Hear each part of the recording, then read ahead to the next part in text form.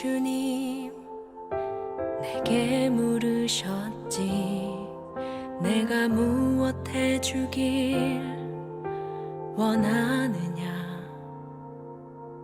어느 주의 하나님 나를 찾아와 내게 던지신 그 무릎 앞에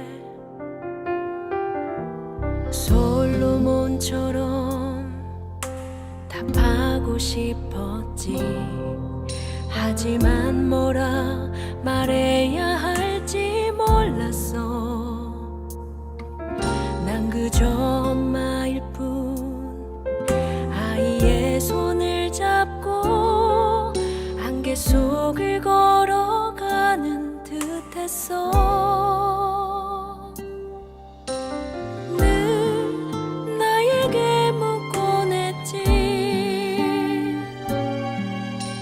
이제서야 떠오른 답 하나. 무릎을 꿇고 눈물을 닦고 떨리는 가슴 안고 이렇게 대답할래.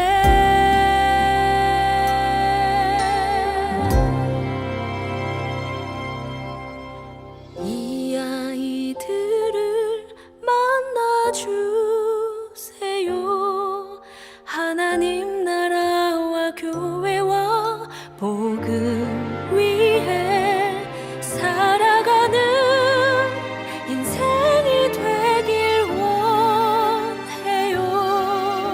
이 아이들을 만나주세요. 내 삶의 가장 중요한 건 무언지 놓치고 사는 인생이 되긴 싫었어. 많이 고민했지만 쉽게 말할 수 없는 욕심 많고 미련한 나였기에 늘 나에게 묻곤 했지. 이제서야 떠오른 답 하나. 무릎을 꿇고 눈물을 닦고 떨리는 가슴 안고 이렇게 대답할래.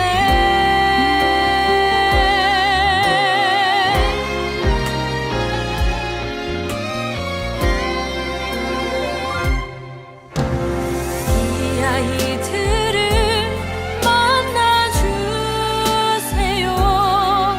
하나님 나라와 교회와 복음 위해 살아가는 인생이 되길 원해요.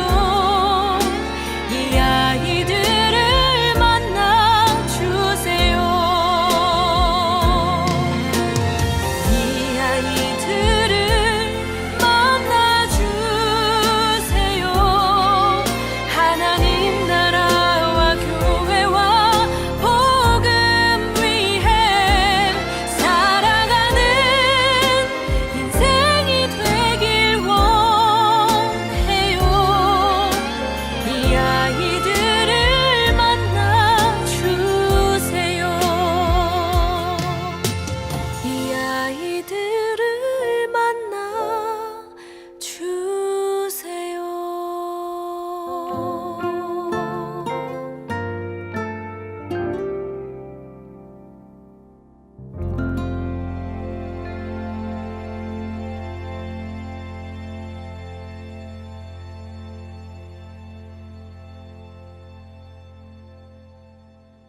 이 그림을 이제 거룩한 상상력으로 계속 그림을 그려가면서 이제 저 아이가 나 자신일 수도 있고요. 뭐 내가 뭐 5살짜리 지연이 데리고 예수님께로 간다든가, 혹은 3살짜리 지연이를 제가 데리고 예수님께로 간다든가, 혹은 이제는 오늘 같은 경우는 제가 아까 기도 시간에 저희 아이들을 데리고 갔어요. 그러니까 아이를 데리고 그리고는 예수님께로 데려갔어요. 데려가서 "예수님, 이 아이를 만나 주세요. 이 아이를 만나 주세요." 라고 하면서 이 아이한테 제가 이제 사과하는 시간도 갖고 뭐 이런 시간들을 가졌어요. 그건 좀 이따가 좀 얘기를 할게요. 그래서 이 찬양을 계속 머릿속에 그림을 그리고 이 찬양의 가사를 이 가슴속에 좀 새기셨으면 좋겠어요. 네. 그러면서 이 속사람이 치유할 때 저 부분 성령님께서 깊이 터치해 주시는 것들을 여러분들이 직접 경험하게 되어진다면 그러면 비포 애프터가 완전히 달라질 거예요.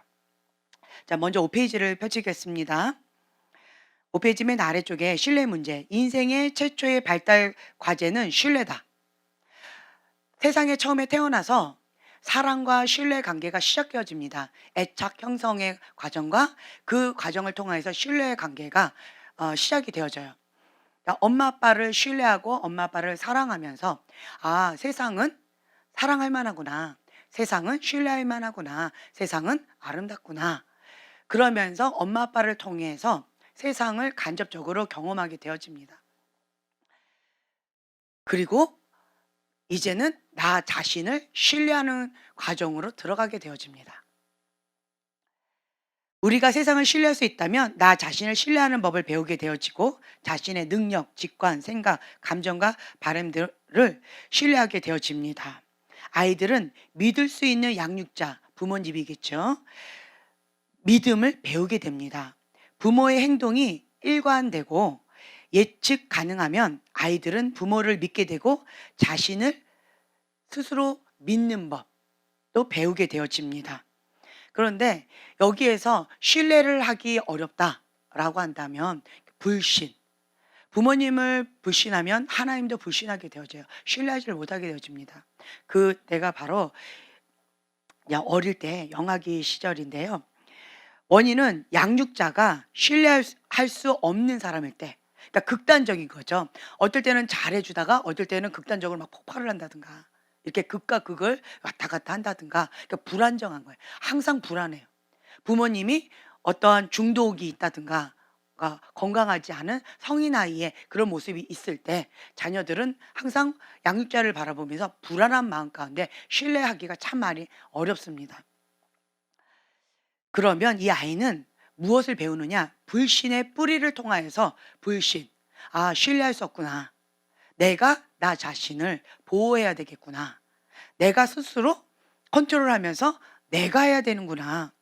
그러면서 세상은 적대적이고 아주 위험하고 예측할 수 없는 그러한 곳이구나. 이렇게 스스로 인식하게 되어진다라고 하는 거예요.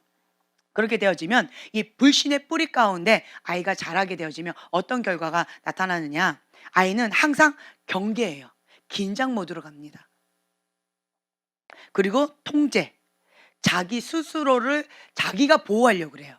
누구한테 신뢰하기를 참 많이 어려워하고요. 자기가 스스로, 그러니까 소년 가장으로서 그런 모습을 많이 하려고 합니다. 엄마를 신뢰하지 못하니까 이제 컨트롤하는 통제 중독, 내가 모든 걸 해야 된다, 뭐뭐 해야만 한다라고 하는 이런 강박증에 걸리는 경우가 있어요. 그러니까 컨트롤, 그러니까 조종하는 거죠. 그러니까 내 맘대로 되지 않으면 굉장히 불안하고 힘겨워하는 사람들이 있어요. 이것이 근본 뿌리가 뭐냐? 불신이라는 거예요. 내가 이 모든 것을 통제할 수만 있다면 아무도 나를 다치게 하거나 해칠 수 없을 거야. 그러니까 내 맘대로 해야 돼. 그리고 이건 이렇게 돼야 돼. 이렇게 해야만 해. 그러니까 must, 해야만 합니다 라고 하는 것이 강한 사람들 있죠. 근본 뿌리가 뭐다? 불신이다라는 거예요. 그럴 수도 있지. 이게 어려운 사람은 뭐다? 불신이라는 거예요. 그래서 성령님의 흐름을 따라서 아, 그렇구나. 안 됐네. 이번에는 이게 잘 안 됐네. 내 뜻하고 하나님 뜻하고 다르네. 뭐 그럴 수도 있지. 아니하실지라도 그리하실지라도 주님의 뜻대로 이루어지다. 이렇게 되어지는 사람은 기본 베이직에 신뢰가 깔려 있는 거예요. 근데 이게 어렵다. 그럴 수도 있지가 안 된다. 반드시 이 과정 다음에 이거가 되어져야 되고 이렇게 되면 이렇게 되어져야 된다. must. 이러한 것이 강한 사람들은 컨트롤의 영이 강해요. 예. 그리고 컨트롤 중독이라고 표현도 하는데 내가 하지 않으면 강박 증세 가운데 막 안절부절 굉장히 힘들어하는 이런 것들이 있다라고 하는 거죠. 통제는 중독이 될 수도 있다. 자신이 상황을 통제할 수 없는 것이 두려워요. 내가 컨트롤하지 못한다라는 것 자체가 두려운 거예요. 그러니까 일주일 내내 그러니까 일중독, 그러니까 중독이 많이 걸리겠죠. 이렇게 하면 이렇게 되어져야 되니까 이게 안 되면 이게 어긋나지요. 못 견뎌요. 그리고 되게 두려워해요. 불안해합니다. 그래서 뭔가 열심히 하는 일중독, 많이 너무 심하게 일을 하고 병이 나는 이런 경우들이 있지요. 자신이 직접 모든 것을 결정하지 않으면 마음이 편하지 않다. 그래서 배우자가 뭘 하든지 간에 내가 마무리를 해야 돼요. 내가 그거를 한번 봐야 돼요. 그래서 예를 들면 어떤 분이 이제 전화기를 이렇게 사왔어요. 근데 내가 가서 고르지 않았죠. 그러면 마음에 안 드는 거예요. 그래서 내가 전화기를 사야 되는 거예요. 가구도 내가 사야 돼요. 리모컨도 내가 잡아야 돼. TV 싸움 많이 하시죠? 리모컨 싸움 많이 하시죠? 그렇죠? 리모컨도 내가 잡아야 돼. 안 그러면 힘들어요. 이게 뭐다? 불신의 뿌리 가운데 컨트롤에 중독이 걸려있는 이런 거일 수도 있다. 그래서 집안의 모든 일을 시시콜콜 내가 다 알아야 되고 내가 컨트롤해야 된다. 이제 이런 강박 증세가 있는 사람은 기본 뿌리가 불신. 이게 언제적의 일이냐라고 한다면 우리가 이제 같이 왔다 갔다 하면서 볼 건데 19페이지, 20페이지를 한번 펼쳐보세요. 20페이지. 맨 아래쪽에 보면 신뢰감, 불신감, 이제 영악이 0세부터 1세까지 여기에서 신뢰가 형성되어지는 거예요. 네, 영악이 때. 그래서 내가 불신의 뿌리가 언제 생겼는가 하면 이때로 돌아가시면 돼요. 영악이 0세에서 1세 이때로 돌아가시면 돼요. 이거 조금 이따가 다뤄드릴게요. 다시 이제 6페이지로 돌아오면 이제는 불신이었는데 이게 극과 극을 가해요. 흑백 논리가 강한 사람은 동전 앞뒷면 같아요. 그래서 극단적으로 불신. 그거의 반대가 뭘까요? 맹목적으로 그냥 의존하는 이게 있어요. 또 맹목적인 신뢰 이게 있어요. 그래서 이제 동전 앞뒷면과 같아요. 너무 지나치게 믿는 경우가 있어요. 그래서 모든 결정권을 내가 다 포기해요. 상대방한테 다 줘버리는 거죠. 뜻대로 하소서 이렇게. 그래서 다른 사람 그냥 무조건 신뢰하고 무조건 믿는 이 극단적으로 맹목적으로 신뢰하는 이런 경우가 있다. 다른 사람 옆에 찰싹 붙어서 의존적인 거죠. 예. 그래서 그 사람을 지나치게 높이 평가하거나 지나치게 그 사람을 의존하는 거죠. 혹은 다른 사람들 이렇게 하는 경우가 있다. 그리고 이 밑에 혹 다른 사람들이 이거는 불신의 특징 또 뭐냐? 불신하면 다른 사람 내 근처에 오는 걸 좀 힘들어요. 항상 경계, 긴장, 그렇죠? 뭔가 불안한 일이 터질까봐 항상 긴장 가운데 있기 때문에 보호벽, 방어벽을 계속 쌓는 거예요. 방어벽을 쌓아서 이제 스스로를 외롭게 하는, 스스로를 모든 사람들을 다 왕따시키는 이런 경우가 있다. 근본 뿌리가 뭐다? 불신. 그렇다라고 하는 거죠. 그래서 이제 영아기 때 우리가 제대로 이 신뢰감을 배우지 못하게 되어진다면 어떤 현상이 있는가? 방금 말씀드린 대로 극단적으로 불신한다든가 극단적으로 맹목적인 신뢰를 한다는 이런 혼동이 오는 게 경계선에 혼동이 와요. 그래서 패트릭 칸스는 뭐라고 얘기했냐면 신뢰감을 제대로 그 영아기 때 배우지 못하면 친밀감과 맹목적인 신뢰 이게 왔다 갔다 이거 혼동을 한다는 거예요. 친밀감하고 맹목적인 신뢰하고 같아요? 아니에요. 달라요. 그렇죠? 그리고 관심. 그러니까 사랑과 관심으로 어떤 사람에 대해서 관심을 갖는 거하고 집착, 스토커 같이 집착하는 거하고 이게 같아요? 다르죠. 예, 이거에 대한 경계선, 혼동이 온다라는 거예요. 또 뭐냐면 보호. 그 사람의 안전을 위해서 보호하는 것과 통제하는 거예요. 내가 컨트롤하는 거예요. 이 통제. 이것과 이 혼동이 오는 경우가 있다. 그래서 근본 뿌리 뭐로 들어간다? 영아기 때의 그 신뢰 관계로 접근에 들어가야 된다라고 하는 거예요. 제가 아까 우리 아이를 놓고 기도했다라고 했잖아요. 그 20페이지를 펼쳐 놓고 제가 기도를 했어요. 20페이지를 딱 펼쳐 놓고 여기에 이제 특징들이 쫙 나와 있어요. 이렇게 보면은 영아기 때는 신뢰감을 형성하는 시기예요. 유아기 때는 자율성을 배우는 시기죠. 유치원기는 자발성, 20페이지입니다. 자발성을 배우는 시기예요. 아동기 때는요, 근면성을 배우는 시기죠.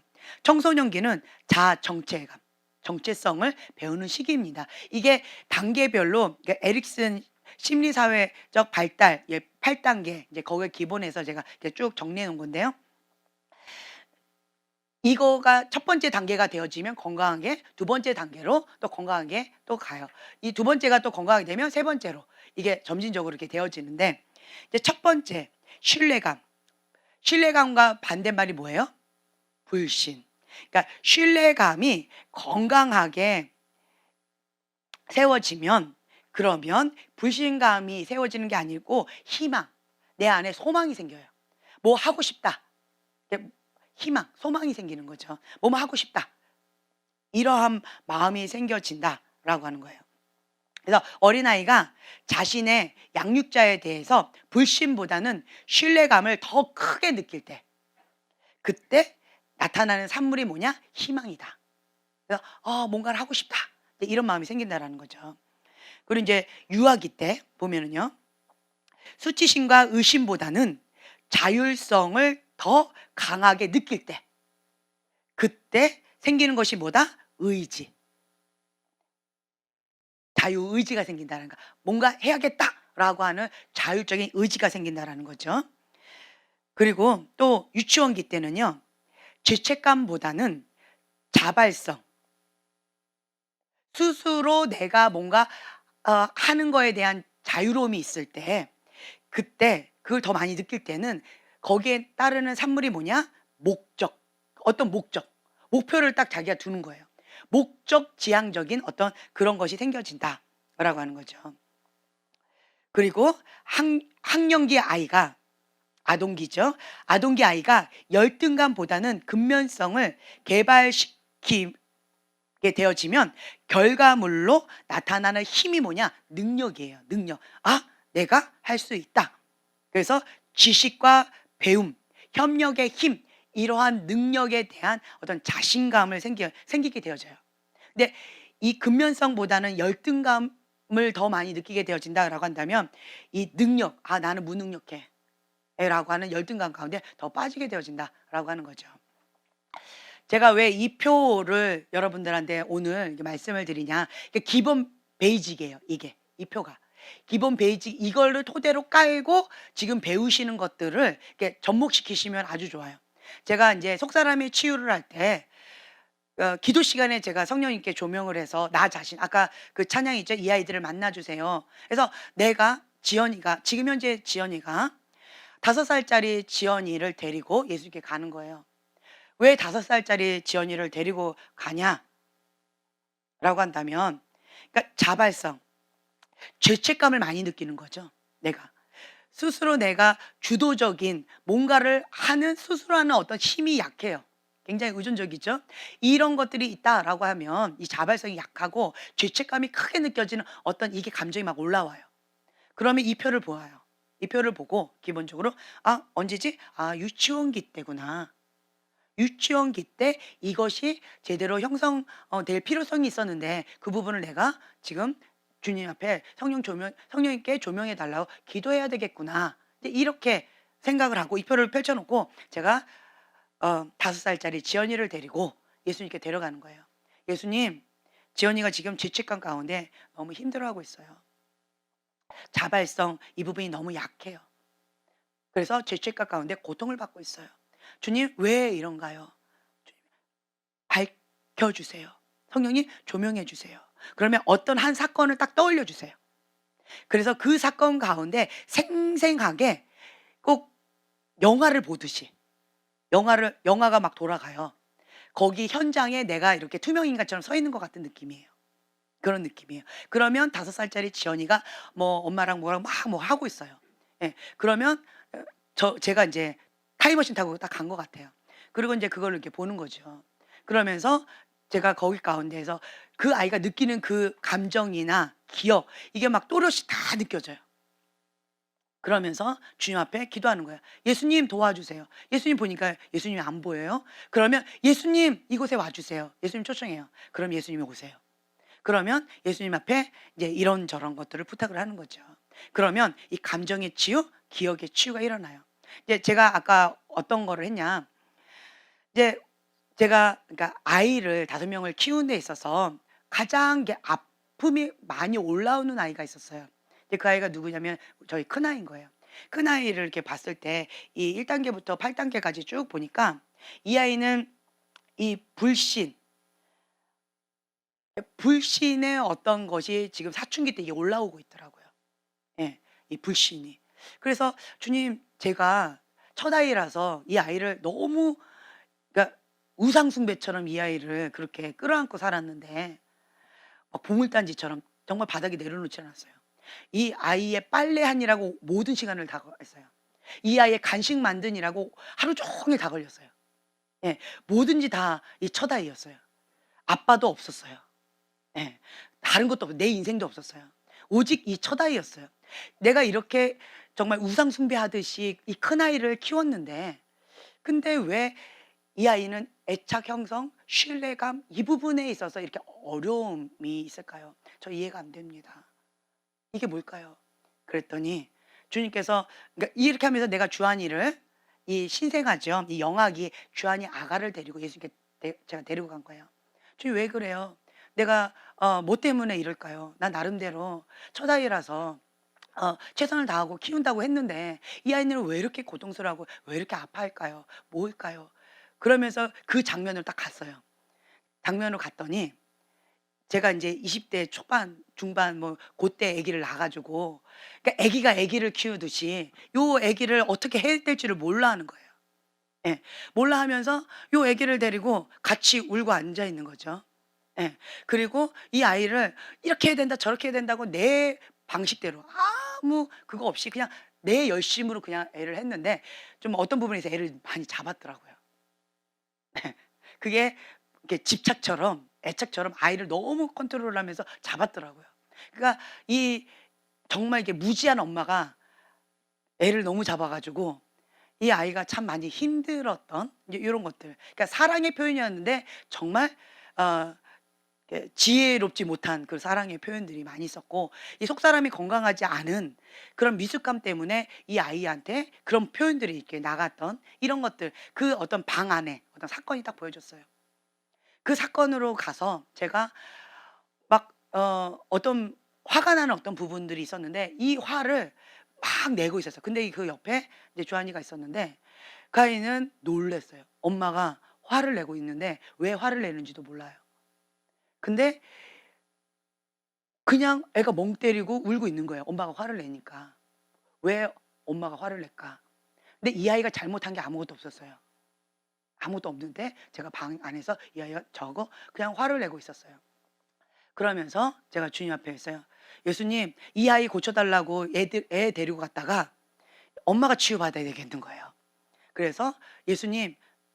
그러니까 주한이가 거기 그 장면에서 주한이 아기가 한 10몇 개월 아기였어요. 그 아기가 "엄마를 예수님 안아 주세요." 이렇게 얘기하더라고요, 그 장면에서요. 그래서 예수님이 내 뒤에서 엄마를 안아 줬어요. 안아 주면서 불안해하고 두려워하는, 굉장히 공포에 빠진 이 엄마를, 그러니까 초보자 엄마죠.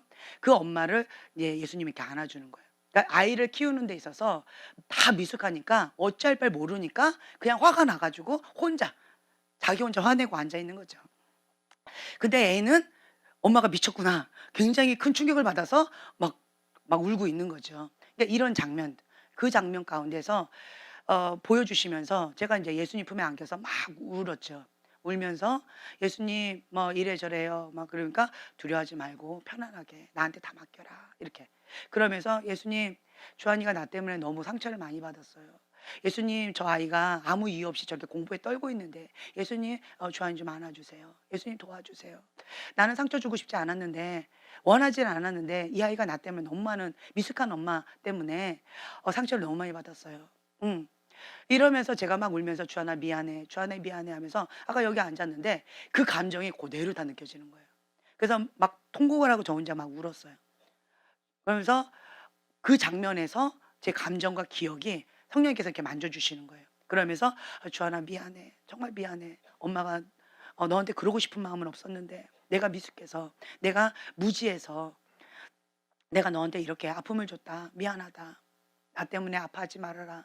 주하나 내가 너를 사랑한다. 근데 미숙해서 내가 사랑을 표현하는 법을 내가 잘 못하는구나. 주하나 너무 미안하다. 뭐 그러면서 막 통곡하고 주한이를 또 껴안고 예수님하고 우리 셋이 껴안고 막 우는 거예요. 그러니까 아까 그 이 아이들을 만나주세요. 그 장면. 그러니까 그 장면이 주로 많이 이렇게 회상이 되어져요. 그러면서 예수님과 주한이 십몇 개월 된 주한이와 그 초보자 엄마 셋이서 같이 끌어안고 같이 그 방에서 막 통곡하고 우는 거예요. 한참을 그렇게 울었던 것 같아요. 아까 저기 앉아서 한 2시간 정도 그렇게 많이 울면서 기도를 했던 것 같아요.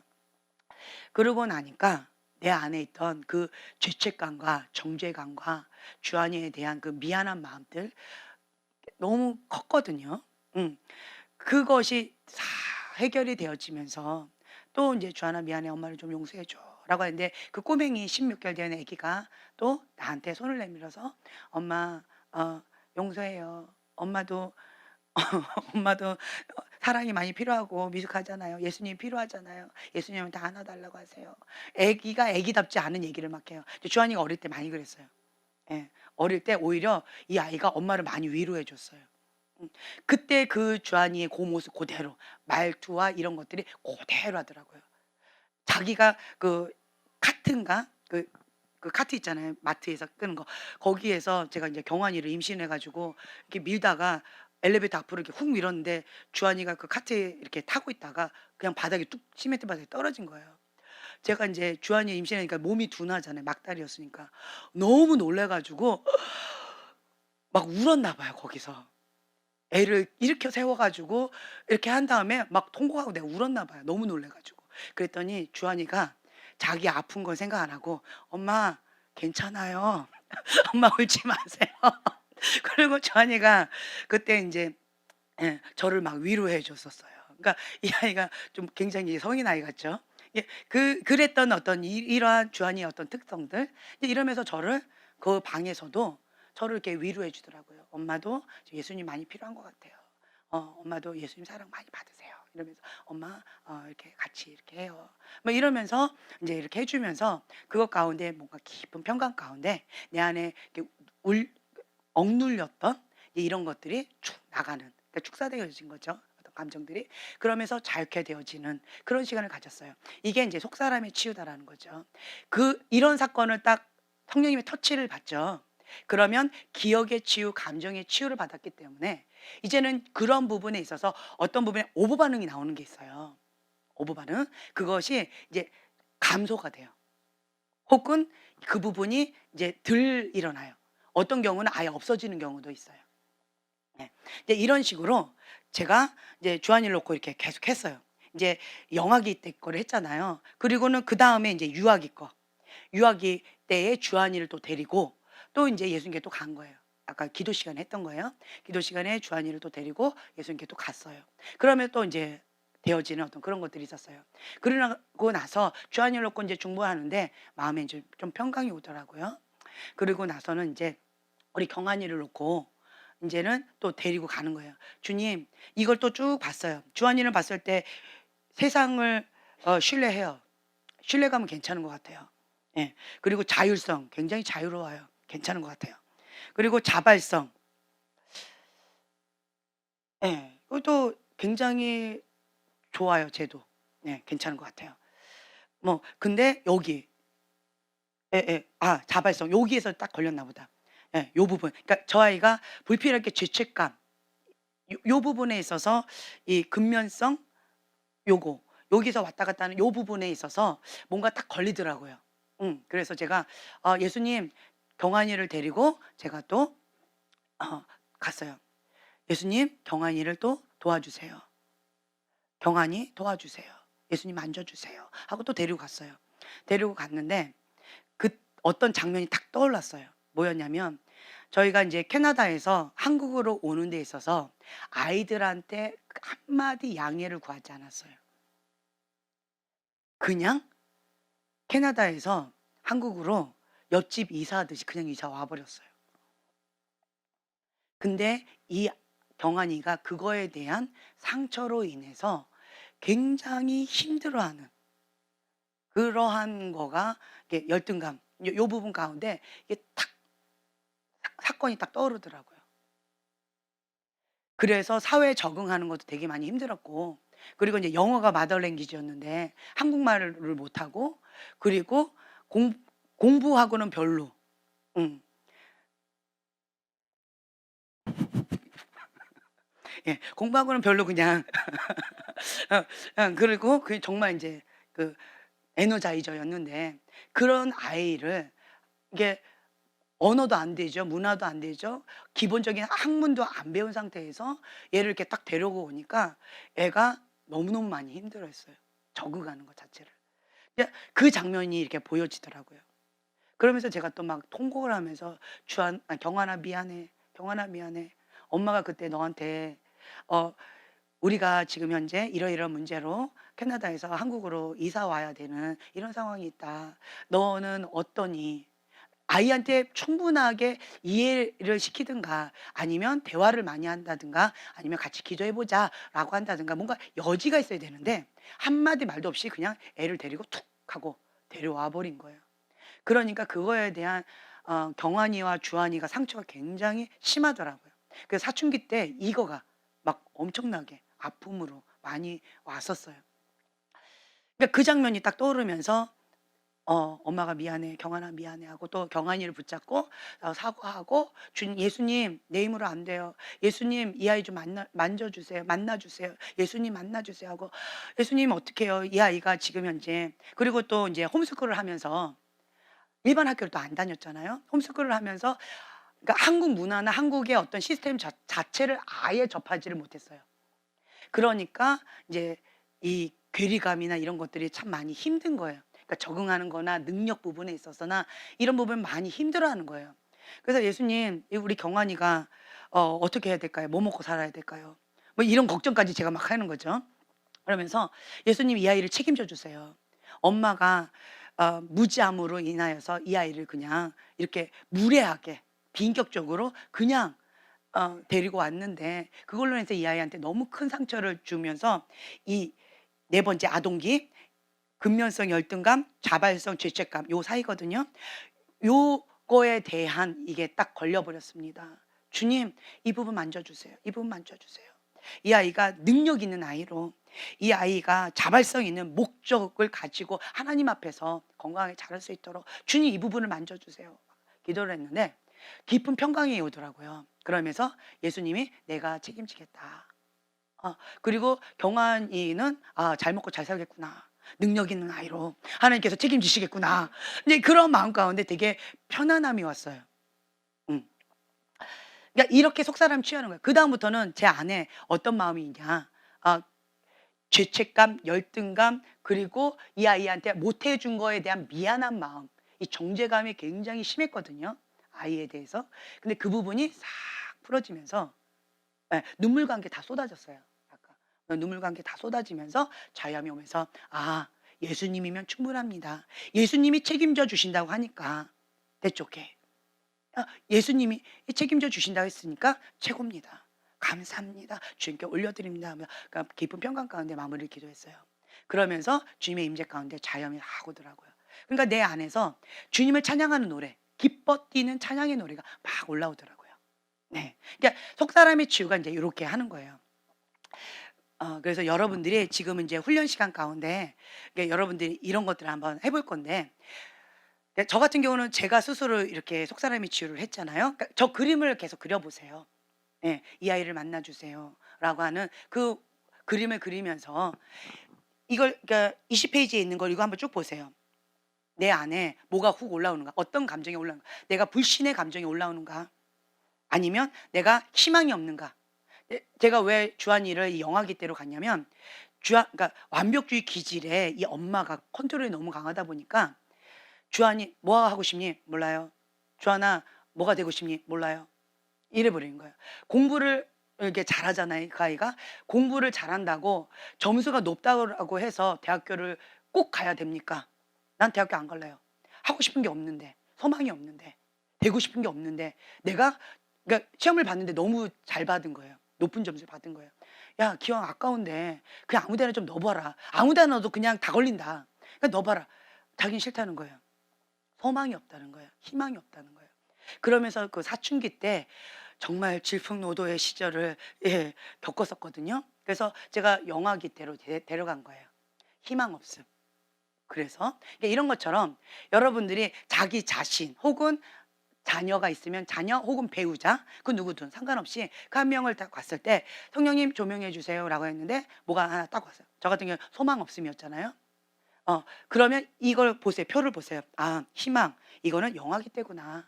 그러면 영아기에 그 아기를 데리고 가는 거예요, 예수님 앞에. 그러면서 "성령님 조명해 주세요." 이런 식으로. 근데 또 능력. 나는 능력이 없어. 나는 좀 열등감 가운데 좀 힘들어. 이런 사람은 어디로 가면 돼요? 예, 아동기 때로 가면 돼요. 그 아이를 데리고 아동기의 아이를 데리고 예수님께 데려가면 돼요. 이제 이런 식으로 이 표를 펼쳐 놓고 속 사람의 치유를 인제 이렇게 들어가시면 돼요. "성령님 조명해 주세요."라고 하면서. 근데 처음에 자기 스스로 하는 건 참 쉽지 않을 거예요. 그래서 저번 시간에 우리가 샘플로 이렇게 보여 드렸잖아요. 그죠? 그리고 인제 훈련 시간 때는 서로가 인제 그룹을 져 가지고 이것을 배우는 시간을 가질 거예요. 저는 인제 이 시즌은 오늘 오전에도 보셨다시피 말씀이 갑자기 짧았어요. 할렐루야.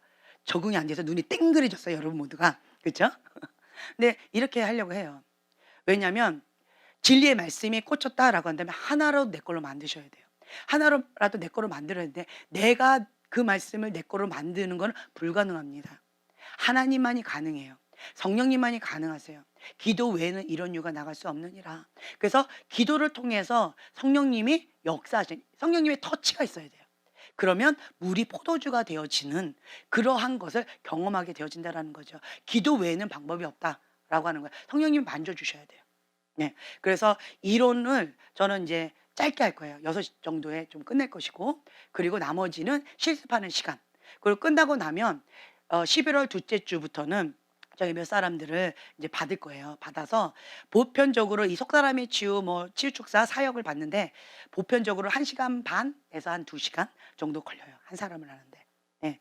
인제 고렇게 깊이 있게 나름대로 이렇게 하려고 해요. 예. 그래서 이제 그것을 여러분들이 준비해 주셨으면 좋을 것 같아요. 네. 아멘. 한 5분 정도 쉬었다가 이 자리에 모여서 훈련생들 실습하는 시간을 갖겠습니다. 네. 감사합니다.